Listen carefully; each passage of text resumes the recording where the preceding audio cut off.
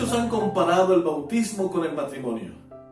Y es que así como en el matrimonio, tú conociste a una chica, te enamoraste de ella y un día inevitablemente le propusiste matrimonio, así también en el bautismo un día conocimos a Jesús. Supimos lo que Él hizo por nosotros, nos enamoramos de su gracia y un día, inevitablemente, también nos entregamos a sus pies por medio de las aguas bautismales. Hay 4 lugares en el Nuevo Testamento donde se nos describe detalladamente el momento en que Jesús fue bautizado. Exactamente, son los 4 evangelios del Nuevo Testamento que nos describen detalladamente el momento cuando Jesús llegó hasta Juan, que estaba en el río Jordán. Es verdad, Juan el Bautista, el que había preparado el camino para la primera venida de Jesús a esta tierra. Sí, el que comenzó a predicar por toda Judea, por Jerusalén: arrepentíos y bautícese cada uno de vosotros para perdón de vuestros pecados. Era el mensaje que Juan el Bautista predicaba. Ese bautismo, el acto de bautizar, en realidad, ese acto ya venía siendo practicado en la antigüedad como una especie de lavamiento corporal, pero nunca había sido utilizado como un ejemplo, como un símbolo de perdón de pecados y de arrepentimiento, hasta que Juan el Bautista comienza a practicarlo en el río Jordán. El Evangelio de Juan, en el capítulo número 1, versículos 29 al 34, nos dice lo siguiente: al siguiente día vio Juan a Jesús que venía a él y dijo: este es el Cordero de Dios que quita el pecado del mundo. Este es de quien yo dije: después de mí viene un hombre que antes de mí, porque era primero que yo, y yo no lo conocía, pero por esto vine bautizando con agua, para que él fuera manifestado a Israel. Además, Juan testificó diciendo: vi al Espíritu que descendía del cielo como paloma, y que permaneció sobre él. Yo no lo conocía, pero el que me envió a bautizar con agua me dijo: sobre quien veas descender el Espíritu y permanecer sobre él, ese es el que bautiza con Espíritu Santo. Y yo lo he visto y testifico que este es el Hijo de Dios. ¡Qué interesante! Juan el Bautista es el que estaba predicando y decía: después de mí viene alguien que no solamente bautiza con agua como yo lo estoy haciendo, sino que bautiza con agua y con el Espíritu. Ese era su mensaje. De ese yo no soy digno ni siquiera de desatar la correa de su sandalia. Veamos lo que nos dice Lucas capítulo número 3, versículo 21 al 22. Lucas capítulo número 3, 21 al 22. Nos dice: aconteció que cuando todo el pueblo se bautizaba, también Jesús fue bautizado, y mientras oraba, el cielo se abrió y descendió el Espíritu Santo sobre él con forma de paloma, o en forma corporal, como paloma. Y vino una voz del cielo que decía: tú eres mi Hijo amado, en ti tengo complacencia. Interesante, Lucas nos describe detalles que Juan no nos da.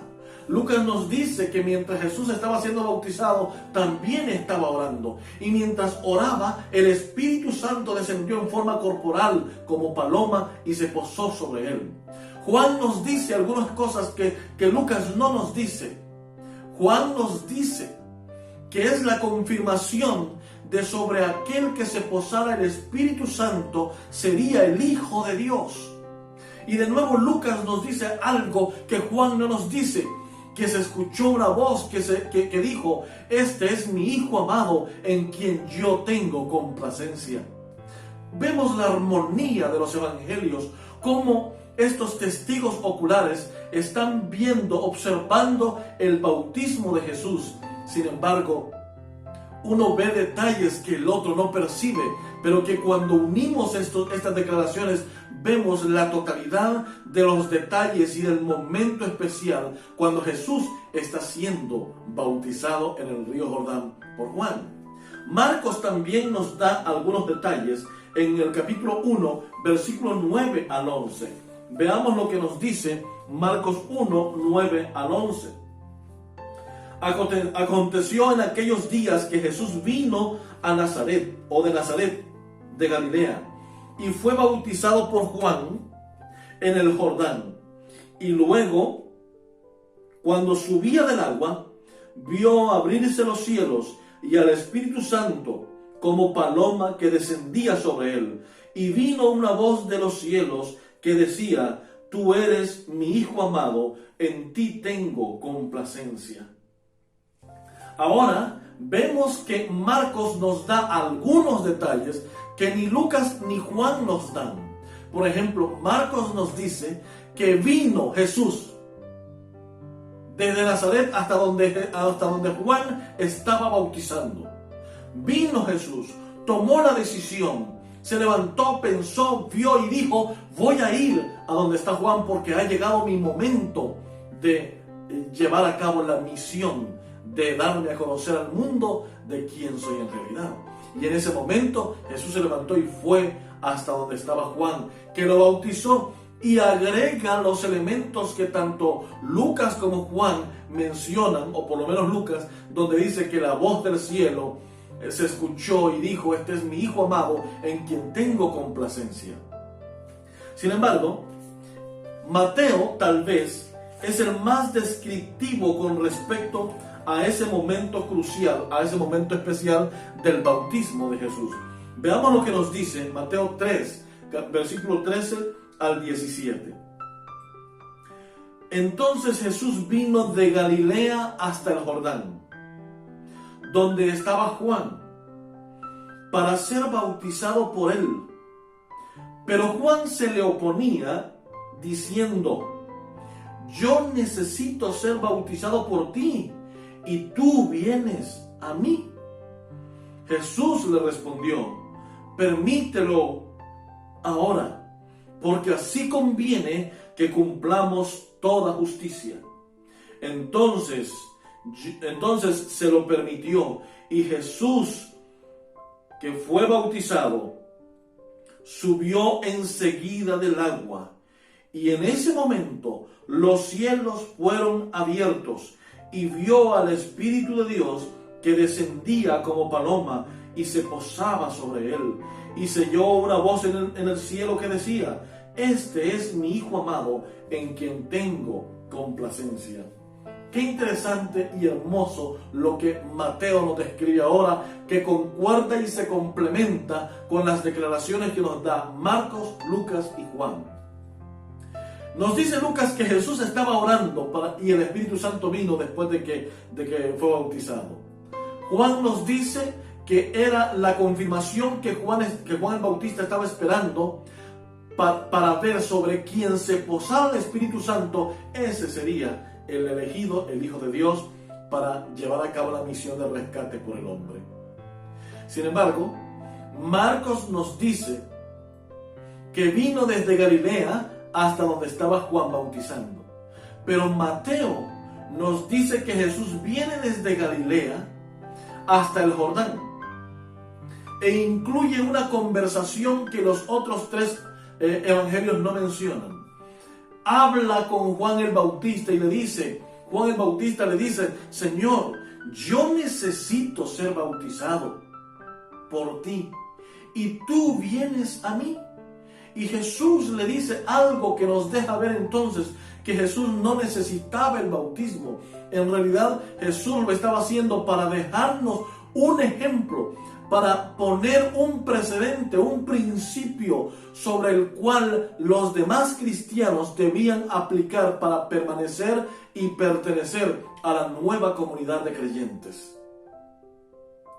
Jesús le dice: deja así por ahora, porque así conviene que cumplamos toda justicia. Y entonces dice la Biblia, Juan consintió y lo bautizó. Y luego dice algo interesante, que Jesús subió del agua. Y aquí es donde yo quiero hacer una pequeña pausa. Aquí hay varias características para identificar qué tipo de bautismo fue el que llevó a cabo Jesús. Lo primero es que debemos entender que dice que Jesús vino desde Galilea hasta Juan, que estaba en el Jordán predicando y bautizando. Es decir, tenía que ser lo suficientemente adulto como para poderse valer de sí mismo, venir caminando hasta donde estaba Juan en el Jordán y entonces ser bautizado por él. Lucas, el capítulo número 3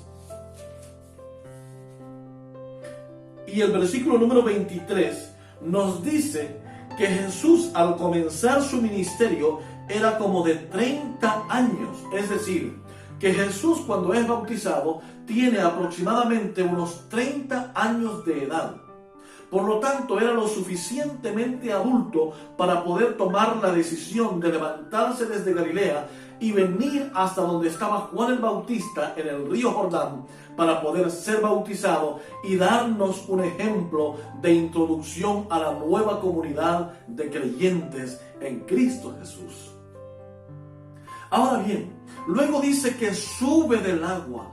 Subir del agua significa que antes tiene que haber bajado al agua. Lo que esto nos lleva a entender que Jesús tuvo que ser sumergido en el agua completamente antes de subir del agua. O sea, que Jesús, al llegar al Jordán y después de platicar con Juan y decirle que por favor dejara que sucediera porque así estaba predicho en las profecías, ahora Juan consiente y Jesús desciende al agua, es decir, baja al agua, se sumerge en el agua y asciende del agua, sube del agua. Y al subir del agua, entonces nos dice Lucas que Jesús hace una oración. No sabemos cuál fue la oración, pero oró al Señor. Y mientras está haciendo la oración, el Espíritu Santo en forma de paloma viene y se posa sobre Jesús. Y ahora Juan dice allá que confirma que Juan el Bautista dice, este es, porque a mí se me dijo cuando fui llamado a este ministerio, dice Juan el Bautista, que sobre aquel que se posara el Espíritu, ese sería el Hijo de Dios, el enviado a rescatar a la humanidad. Y entonces dice Mateo, los cielos fueron abiertos y una voz se escuchó desde el cielo que decía, este es mi Hijo amado, en quien tengo complacencia. En esta declaración de los evangelios podemos encontrar por lo menos que allí está presente la deidad de Dios en el proceso de la manifestación de Jesús a la humanidad como el Hijo de Dios. En la unción, en el ungimiento de Jesús para llevar a cabo su misión. Sí, allí estaba el Padre, porque dice la Biblia que el cielo fue abierto y desde el cielo se escuchó una voz que decía, este es mi Hijo amado, en quien tengo complacencia. Pero también dice que cuando Jesús subía del agua, el Espíritu Santo descendió en forma de paloma, lo que quiere decir que Jesús descendió sobre Jesús. Ahí tenemos a la segunda persona de la deidad de Dios. Y luego tenemos a Jesús mismo, el enviado de Dios, el Mesías prometido desde la eternidad para poder rescatar al hombre caído en el pecado. Está en ese momento siendo bautizado, siendo ungido, preparado para llevar a cabo la obra de la redención del hombre perdido. Muchos, con el afán de minimizar la obra redentora de Jesús, muchas veces nos dicen que hay una gran controversia entre la forma en que Jesús fue bautizado y la forma en la que los apóstoles bautizaban. Y es que, decir verdad, el bautismo muchas veces lo tenemos como algo indiferente, como algo que no necesariamente es para la vida y para la salvación del hombre. Allá Marcos ya nos dice: todo el que creyere y fuere bautizado será salvo, mas el que no creyere será condenado. Pero creer no es simplemente decir yo creo en Dios que existe. No, creer es aceptar su mensaje, creer es obedecer, creer es entregar nuestra vida a Jesús. Eso es creer. ¿Sabes por qué? Porque creer, tal cual, los demonios creen y tiemblan. Pero eso no significa que van a ser salvos. Creer implica un acto. Creer implica abandonar lo que estaba haciendo y aceptar a Jesús. Eso es creer en Jesús. El bautismo en sí significa muerte a mi vieja vida y nueva vida en Cristo Jesús, y nacer en una vida nueva en Cristo Jesús. Eso significa el bautismo. El bautismo significa renunciar a mi vida pasada de pecado y aceptar una vida nueva en Cristo Jesús. El bautismo significa echar por tierra al viejo hombre y aceptar una nueva criatura en mi vida en Cristo Jesús. Eso significa el bautismo. Dicho sea de paso, cuando hablamos del bautismo, allá, uno de los textos, la Gran Comisión, que nos habla acerca de ese momento maravilloso en el que Jesús asciende al cielo, nos dice, antes de ascender al cielo, dice, capítulo 28, 19 y 20, Jesús nos está diciendo en estos pasajes, Jesús se acercó hablando, diciendo: toda potestad me es dada en el cielo y en la tierra. Y el 19 dice: por tanto, id y haced discípulos a todas las naciones, bautizándolos en el nombre del Padre, del Hijo y del Espíritu Santo, y enseñándoles que guarden todas las cosas que os he mandado. Y yo estoy con vosotros todos los días hasta el fin del mundo. Algunos sencillamente se quieren deshacer de este pasaje diciendo que en los originales no se encontraban. Existe un evangelio que nunca ha sido aceptado, el evangelio de Mateo, que fue escrito hace un par de siglos atrás, que es como la respuesta o tratando de ir a los originales. Sin embargo, yo quiero recomendar a todo aquel que quiera buscar algo realmente lo más antiguo dentro de lo original, que vaya y busque el Códice Sinaíticos. El Códice Sinaíticos tal vez es el más antiguo que existe hasta hoy en griego. Data más o menos del año 200 o 250 después de Cristo. Y ya en el Códice Sinaíticos, esta cita de Mateo 28, 19 y 20 está exactamente como la estamos leyendo aquí. Es decir, que el decir que fue manipulado, que fue cambiado posteriormente por la Iglesia Católica, no es del todo cierto. Porque para el año 250 todavía la Iglesia Católica no existía como tal. Todavía la Iglesia primitiva no había apostatado ni se había unido al imperio. Así que entonces todavía podemos encontrar para esa fecha que la pureza del Evangelio tal cual se tenía o se había concebido, se mantenía en la Escritura todavía. De manera que Mateo 28, 19 y 20, cuando Jesús envía a sus discípulos a predicar al mundo, bautizándolos en el nombre del Padre, del Hijo y del Espíritu Santo, no está alterado, no es un texto, no es una cita alterada como muchos promueven por ahí. Sin embargo, déjenme mencionar en lo siguiente con respecto a este pasaje. Fíjense que este pasaje dice exactamente así, si lo leen despacio: bautizándolos en el nombre, oigan, en el nombre del Padre, del Hijo y del Espíritu Santo. En el nombre del Padre, un nombre. En el nombre del Padre, del Hijo y del Espíritu Santo. No en el nombre del Padre, en el nombre del Hijo, en el nombre del Espíritu Santo. No. en el nombre del Padre, del Hijo y del Espíritu Santo. Un nombre por el cual se identifican los tres. Esa es la fórmula bautismal. Pero algunos dicen, no, es que los apóstoles nunca bautizaron en tal fórmula. Y citan Hechos 2:38, que lo quiero mencionar aquí. Pedro dijo, arrepentíos y bautícese cada uno de vosotros en el nombre de Jesucristo para perdón de los pecados y recibiréis el don del Espíritu Santo. Fíjense bien. Arrepentíos y bautícese cada uno de vosotros en el nombre de Jesucristo. Y muchos toman este texto y lo polarizan con Mateo 28, 19 y 20. Es decir, lo ponen en extremos y dicen, Mateo tuvo que haber sido alterado porque no es lo que los apóstoles practicaron después. Los apóstoles bautizaron en el nombre de Jesucristo, pero Jesús allá manda a bautizar en el nombre del Padre, del Hijo y del Espíritu Santo. Y como no hay ninguna muestra en todo el Nuevo Testamento de que eso fuese así, entonces significa que Mateo fue alterado.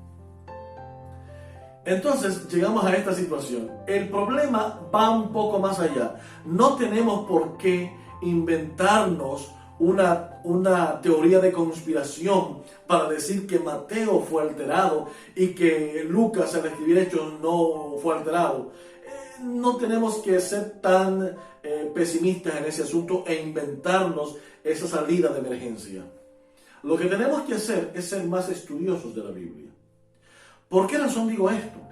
Porque basta con que analicemos Mateo 28, 19 y 20 y Hechos 2:38 a la luz de lo que nos dice el idioma griego para poder entender que no hay polarización, que no hay contradicción. Al contrario, hay armonía. Vean lo que nos dice Mateo 28, 19 y 20. Y lo bautizándolos en el nombre del Padre, del Hijo y del Espíritu Santo. En Hechos nos dice, bautizándolas en el nombre de Jesucristo. Y aquí quiero hacer énfasis, porque la palabra griega allí es en, que viene siendo igual en español, en. Pero que el mejor idioma que tradujo es el inglés, que lo traduce como into, que significa dentro de, o siendo parte de.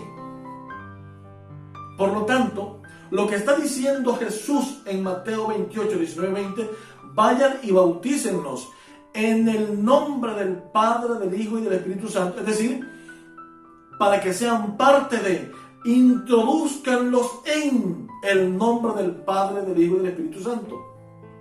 En Hechos 2:38, en el nombre de Jesucristo, es exactamente la misma palabra, que quiere decir introduciéndolos dentro de la comunidad cristiana, la comunidad creyente de hijos de Dios. No hay ninguna polarización, hay armonía en estos dos pasajes. Y quiere decir que cuando somos bautizados, estamos entrando e iniciando en una nueva comunidad de creyentes, en una nueva comunidad de Cristo. Estamos siendo iniciados en Cristo Jesús para su gloria. Muchas personas me han preguntado, ¿y qué? Porque hay muchas iglesias que bautizan mucho en la vida. ¿Será posible que nosotros también necesitamos bautizar muchas veces? ¿Será permitido en la Biblia que sean las personas bautizadas varias veces? Fíjense que hay un pasaje que yo quiero compartir con ustedes y está en Hechos 19, 1 al 7. Hay un pasaje en la Biblia que dice una sola fe, un bautismo, un Señor. Y a veces usamos ese pasaje para argumentar que en la vida del cristiano solamente se debe aceptar una vez el bautismo. Ojalá y así fuese. Pero desde la perspectiva que el bautismo significa arrepentimiento y perdón de los pecados, y a raíz de que el ser humano siempre pasa pecando en la vida, entonces hay cosas que cuando las desconocemos es necesario entregarnos a Jesús de nuevo. Vean lo que nos dice el capítulo 19 de Hechos de los Apóstoles, versículo 1 al 7. Aconteció que entre tanto que Apolos estaba en Corinto, Pablo, después de recorrer las regiones superiores, vino a Éfeso. Y hallando a ciertos discípulos les preguntó: ¿recibisteis el Espíritu Santo cuando creísteis? Ellos le dijeron: ni siquiera habíamos oído que hubiera Espíritu Santo. Entonces dijo: ¿en qué pues fuisteis bautizados? Y ellos dijeron: en el bautismo de Juan. Y dijo Pablo: Juan bautizó con bautismo de arrepentimiento, diciendo al pueblo que creyeran en aquel que vendría después de él, esto es, en Jesús el Cristo. Cuando oyeron esto, fueron bautizados en el nombre del Señor Jesús. Y habiéndoles impuesto las manos, Pablo, vino sobre ellos el Espíritu Santo, y hablaban en lenguas, y profetizaban. Eran entre todos unos 12 hombres. Veamos. ¿Qué nos dice el texto acá? Aquí parece ser que hay otro bautismo para unos discípulos que ya antes habían sido bautizados. Sí, estos habían escuchado a Juan el Bautista predicar. Habían escuchado que Juan decía: arrepiéntanse y bautícense cada uno de vosotros en el nombre de aquel que ha de venir después de mí. Pero todavía no había llegado. Y la gente acudía a Juan y se bautizaba. Y estos discípulos, que eran discípulos de Juan, habían escuchado a Juan y dijeron: hombre, sí, nos vamos a bautizar. Y según el relato, habían sido bautizados en agua. Ahora que se encuentran con Pablo, se dan cuenta que había una verdad muy grande que ellos no habían escuchado nunca, y era la verdad acerca del Espíritu Santo en la vida del ser humano. Y dice la Biblia que en ese momento fueron bautizados de nuevo. Y después Pablo los impuso las manos para que el Espíritu Santo viniera sobre ellos y los encomendó a la predicación del Evangelio. El bautismo, hermanos, significa arrepentimiento de mi vida pasada de pecado, perdón en Cristo Jesús y nacer en una vida nueva a través de la gracia de Cristo y el sacrificio de Cristo. Por eso es que Jesús en aquella ocasión le dice a Nicodemo, le dice: tienes que nacer de nuevo. Si no naces de nuevo, no puedes ver el reino de Dios. Ahora todavía existe la oportunidad y hoy tú puedes acceder a conocer a Jesús. ¿Por qué?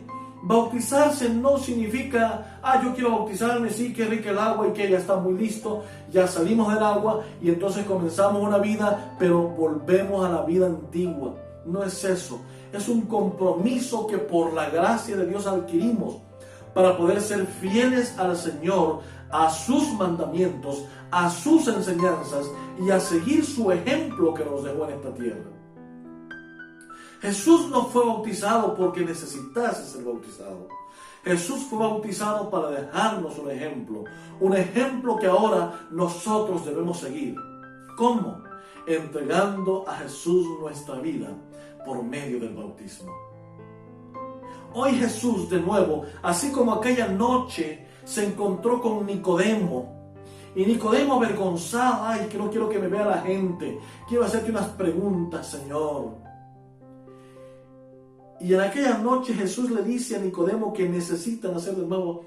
Jesús también nos dice hoy a nosotros que necesitamos nacer de nuevo para estar en el reino de los cielos. Y nacer de nuevo significa cada día nacer del Espíritu. Probablemente tú seas alguien que ya hace muchos años te bautizaste a Jesús. Y mucha gente se confunde con esto. Creen que el bautizarse con Jesús nos redime del pecado y que ya podemos seguir haciendo lo que queramos y que vamos a ser salvos siempre. No es así, mis queridos hermanos. El bautismo es simplemente el derecho legal que adquirimos para tener un abogado delante de nuestro Padre eterno. Sí, Señor. Se lo voy a explicar de esta manera. Vamos a decir que ahora tú estás en este momento y dices: yo quiero aceptar a Jesús como mi único y suficiente Salvador. Y entonces vamos a decir que llega, porque la vida es básicamente un juicio. Llega el Padre y dice, y tú le dices al Señor: Señor, yo quiero que me perdones, que veas mi justicia, por favor. Yo necesito ser perdonado. El Padre eterno te ve. Y cuando te ve, lo único que Él ve es la inmundicia de nuestro pecado. Porque por muy buena persona que tú creas que eres, tus acciones no son buenas ni suficientes delante de Dios. Y lo único que Dios ve es que eres un pecador. Y que como pecador mereces morir. Pero es allí donde entra Jesús y dice: momento, Padre, Él es de los míos. Él ya fue introducido a la comunidad de cristianos porque Él me aceptó a mí como su Salvador personal. Y entonces la mirada del Padre se desvía. Ya no está sobre ti como pecador, sino sobre Jesús, nuestro Salvador. Y cuando Él te ve a ti, a quien ve en realidad es la justicia de Cristo. Es el sacrificio de Jesús por tu vida y por mi vida. Y entonces Él dice: lo declaro inocente. Pero para que Jesús permanezca allí en constante intercesión por tu vida y por mi vida, necesitamos mantener una relación con Jesús. Sí, una relación que implica levantarnos temprano y orar a Jesús. Levantarnos, anochecer orando al Señor, estudiar la Biblia. Una vida amigable con Jesús, en la que Jesús, más allá de ser nuestro Redentor, es nuestro amigo personal, es nuestro confidente, es en quien podemos confiar nuestras luchas, nuestros problemas, nuestros pecados y nuestra vida. Cuando tú y yo cada mañana nos levantamos y le entregamos a Jesús todo nuestro ser, entonces Jesús también va e intercede por nosotros. Pero cuando Jesús no ve que tú y yo lo buscamos en oración y le pedimos perdón, entonces Él no ve la necesidad de que nosotros lo hagamos. ¿Por qué? Porque Él actúa cuando nosotros se lo pedimos. Él no es abusivo, Él no es un dictador. Él hace y actúa cuando tú y yo vamos, lo buscamos y se lo pedimos. Por eso es que en este momento yo te invito, mi hermano, a que tú abandones cualquier situación que hayas vivido en el pasado y le digas a Jesús ahora: Señor Jesús, vengo como Nicodemo aquella noche, avergonzado por lo que puedan decir mis amigos, avergonzado por lo que puedan decir las personas que me rodean, en el trabajo, los amigos del barrio. Pero vengo delante de ti porque quiero nacer de nuevo. Quiero nacer del agua y del Espíritu. Quiero entregarme a ti completamente. Quiero renunciar a mi vida de pecado. Quiero nacer de nuevo en tu gracia. Quiero que tú seas mi abogado, mi defensor, mi intercesor delante del Padre Celestial. Y hoy, como muestra pública, yo renuncio a mi vida de pecado y acepto tu gracia por medio del sacrificio de nuestro amado Salvador. Si en tu corazón sientes el deseo de levantarte y decirle: Señor, yo te acepto hoy como mi Salvador y mi Redentor, allí donde estás, eleva tu corazón al Señor y ora conmigo. Querido Dios y Padre, en esta hora muchas personas que están viendo esta transmisión están sedientos de ti, necesitados de tu presencia, igual que yo, Padre. Hoy venimos a ti para renunciar a nuestra vida de pecado y para aceptar nueva vida en Cristo Jesús por medio de su sacrificio, Señor. Queremos suplicarte el perdón de nuestros pecados. Queremos que al abrir nuestros ojos, tú nos hayas aceptado como hijos tuyos, Padre. Perdona nuestros pecados. Límpianos con la sangre de Jesús. Queremos nacer en este momento de nuevo, Padre. Acéptanos como hijos tuyos. En el nombre de Jesús lo pedimos. Amén y amén. Lo siguiente que debes hacer, mi querido hermano, es buscar una iglesia. Ve y congrégate allí. Busca al pastor y dile que quieres conocer más a Jesús. Y estoy seguro que Jesús será el ser más feliz del universo. Que Dios te bendiga y te espero en el siguiente estudio.